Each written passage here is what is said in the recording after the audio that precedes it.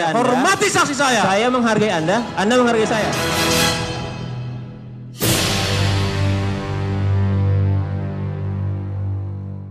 Baik pemirsa, kita lanjutkan kembali dialog di iNews Petang bersama Bapak Luhut MP Pangaribuan, pakar hukum pidana Universitas Indonesia, dan juga yang terhubung bersama kita di line telepon saat ini Bapak Edwin Situmorang, mantan Jaksa Agung Muda Intelijen. Pak Edwin dan Pak Luhut, tadi kita sempat break sebentar dan saya tergantung di satu pertanyaan di mana apakah memang ada indikasi pemaksaan dalam tanda kutip ya Pak ya. Ini kan masih dugaan. Apakah mungkin hal itu dari penyidik memaksakan agar kasus ini di P21-kan atau bagaimana? Saya ke Pak Luhut terlebih dahulu. Tentu ya mereka yang bisa jawab karena kita nggak ada di sana. Tapi kalau kita menggunakan metode content analysis karena kita kan dari luar, jadi substansi yang ada di media, di mana waktu itu kan penyidik itu publikasinya sangat gencar dan terus menerus dan selalu menjelaskan tentang opininya bahwa Jessica adalah pelakunya, ya Jessica adalah pelakunya.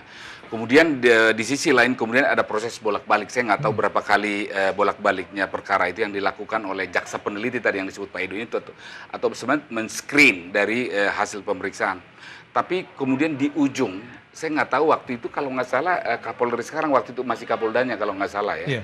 Kemudian akhirnya kemudian itu diterima. Nah, kalau melihat perdebatan mengenai bukti-bukti dan alat bukti, barang bukti, alat bukti dalam persidangan, nampaknya perkara ini masih prematur. Baik. Perkara ini belum matang untuk dibawa ke pengadilan, tapi kejaksaan menerbitkan P21. P21 itu kan artinya bahwa ini sudah matang, siap untuk dibawa ke pengadilan. Artinya baik secara formil maupun material sudah memenuhi syarat. Tapi kan kenyataannya setelah kemudian di kontes atau setelah disidangkan ternyata kan tidak. Sehingga kan para ahli sekarang berbeda pendapat kan gitu. Nah, dalam hal situasi seperti itu menurut hukum, maka Jessica harus bebas bukan karena dia benar. Ya, mungkin dia benar, mungkin tidak benar, tapi karena hukum.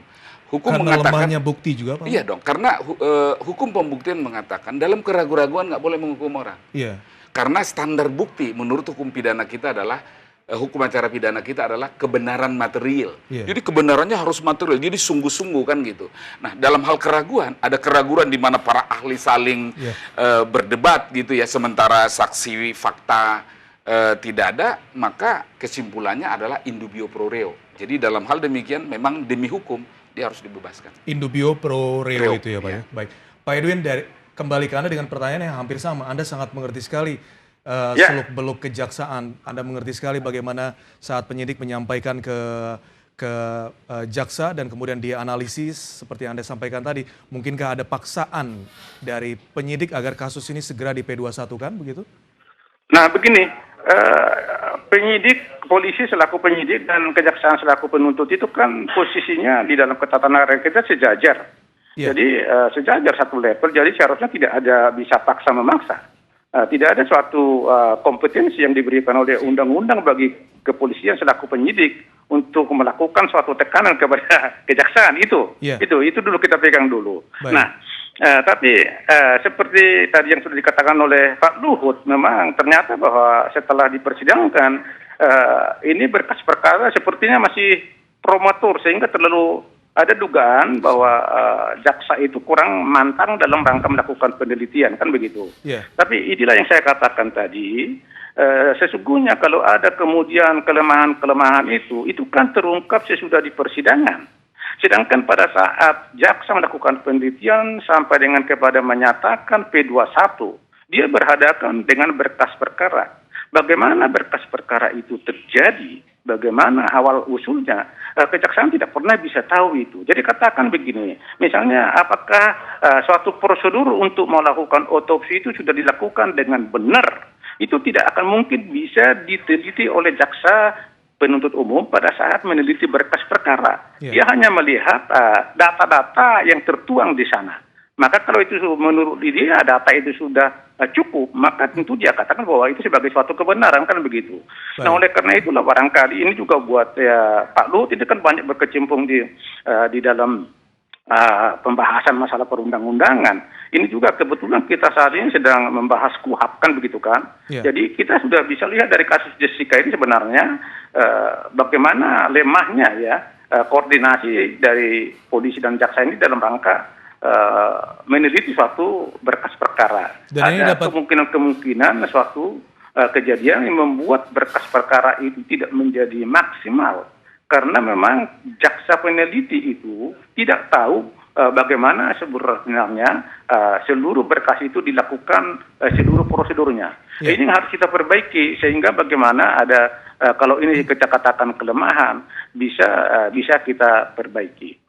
Benar tadi Pak Luhut bilang memang ini kita nggak boleh main-main. Pidana berbeda dengan perdata, ini mencari kebenaran material.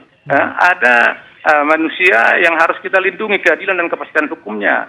Bukan hanya terdakwa, tapi juga tuntut korban, kan begitu kan? Baik. Makanya yang dicari adalah kebenaran material. Oleh karena itu, maka dituntut kepada majelis hakim itu untuk benar-benar mengkaji dan mempertimbangkan seluruh alat-alat bukti dan barang bukti yang sudah diperiksa. Tidak boleh ada subjektivitas, harus objektif.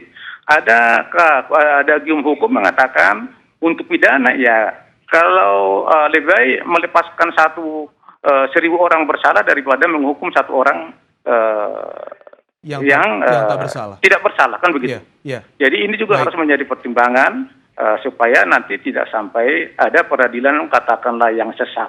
Baik Pak Edwin, seperti yang disampaikan Pak Edwin tadi Pak Luhut, bahwa ini dibutuhkan keputusan dari hakim yang sebaik-baiknya. Keyakinan hakim ini sekarang sedang dibantu sebenarnya oleh jaksa penuntut umum dan juga kuasa hukum dengan menghadirkan keterangan saksi ahli.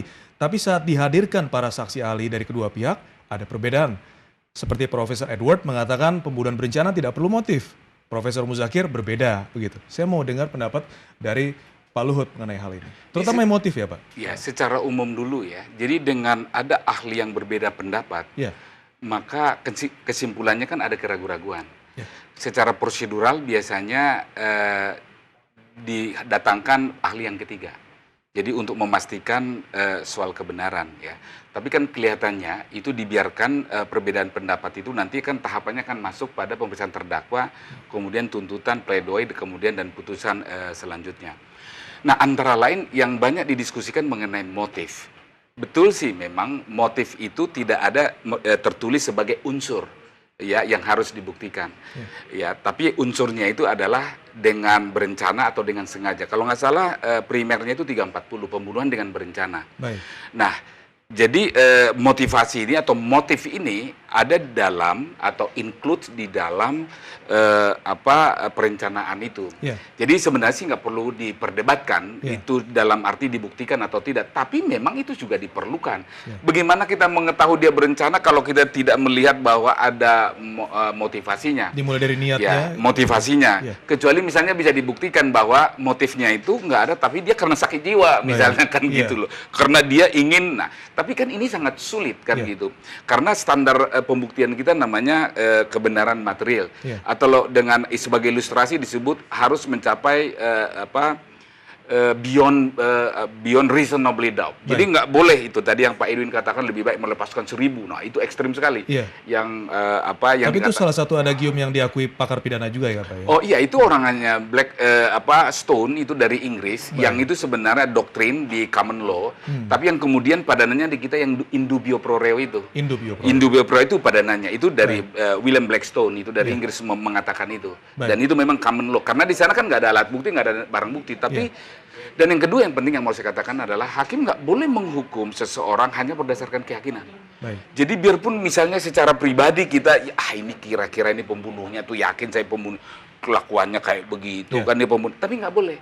Kan harus ada 2 alat bukti yang sah dan meyakinkan. 2 alat bukti itu yang sah dan meyakinkan gitu, harus ada itu. Kalau nggak ada jalan lain, harus dibebaskan. Baik, terima kasih banyak Pak Luhut dan Pak Edwin juga. Seperti apa yang disampaikan Pak Edwin, kita juga masih punya pekerjaan rumah yaitu memperbaiki peraturan tadi itu. Terima kasih banyak untuk waktunya, Terima Pak kasih, Luhut dan juga Pak Edwin.